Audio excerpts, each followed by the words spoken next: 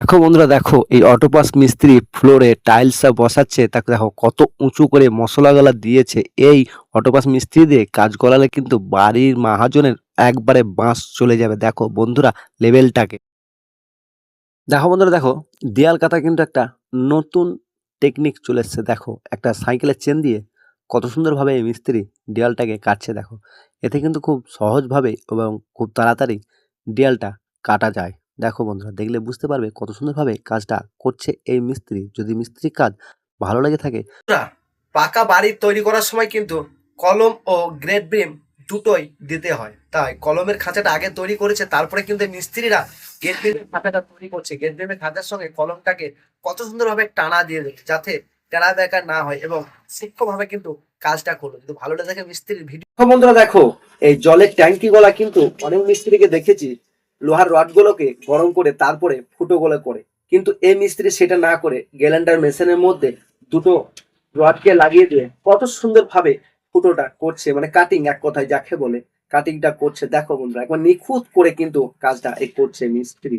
একটু কিন্তু ক্ষতি হলো না সেই ট্যাঙ্কিটার, একবারে সূক্ষ্মভাবে কাজ। দেখো, মিস্ত্রি ভুল করলো কাজে, আর বাড়ির মহাজনকে ভুক্তভোগী হতে হলো সেই কাজটা। দেখো, ঠিকাদার এসে গাঁথুনিটা পছন্দ হয়নি, তার জন্য ভেঙে দিল। ভুল ভাবে করে ফেলেছিল এই মিস্ত্রি গাঁথুনিটা। ঠিকাদার একভাবে বলেছিল, আর একভাবে করেছে এই মিস্ত্রি, তার জন্য ভেঙে দিল। তাই ক্ষতিটা কিন্তু বাড়ির মহাজনেরই হয়ে গেল, মিস্ত্রির কিছুই না, আর ঠিকাদারেরও কিছু হবে না। না, পয়সা নিয়ে কাজ এদের। দেখো বন্ধুরা দেখো, এখন কিন্তু ঘন্টার কাজ 10 মিনিটে করা যাবে। দেখো ছোট যে ড্রেনের মতো লালাগোলা তৈরি করা খুব সহজ হয়ে গেছে।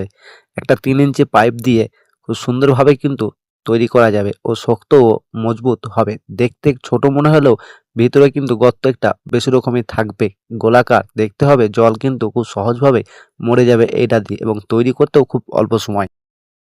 দেখো বন্ধুরা দেখো, এই ড্রেন তৈরি করা অনেক কিন্তু কষ্টের কাজ। তা সেই কাজকে চায়নার মিস্ত্রিরা কত সুন্দর সহজভাবে নিয়ে নিয়েছে। দেখো কাজগুলা কিন্তু এই মেশিন দিয়ে খুব সুন্দরভাবে এবং তাড়াতাড়ি তৈরি করা হয়। অল্প সময়ের মধ্যে খুব ফিনিশিং দিয়ে কাজটা করা হয়, দেখতেও খুব সুন্দর লাগে। কিন্তু এই ড্রেনগুলো একটু অসুবিধা হয় না করতে। দেখো বন্ধুরা, যদি ভালো লেগে থাকে তো অবশ্যই কিন্তু এই মিস্ত্রিদিকে সাপোর্ট করে যাবে তোমরা। এবং দেখো বন্ধুরা দেখো, এই মিস্ত্রি কিন্তু সঠিকভাবে কাজগুলো করতে চলেছে। দেখো যে দেয়াল গাঁথনির পর ইটের ফাঁকগুলা অনেক সময় সব থেকে যায়, অনেক মিস্ত্রি ভুলে যায় ফাঁকগুলো মারতে। তাই এই মিস্ত্রি কত সুন্দরভাবে হালকা করে মশলা দিয়ে এই ফাঁকগুলোকে সব মেরে দিচ্ছে, যাতে দেয়ালটা দেখতে খুব সুন্দর লাগে ও প্লাস্টার করার সময় যেন অসুবিধা না হয় তার জন্য। দেখো বন্ধুরা, কেমন লাগলো মিস্ত্রি হাতের কাজটা অবশ্যই কিন্তু তোমরা কমেন্টে বলে যাবে, আর ভালো লেগে থাকলে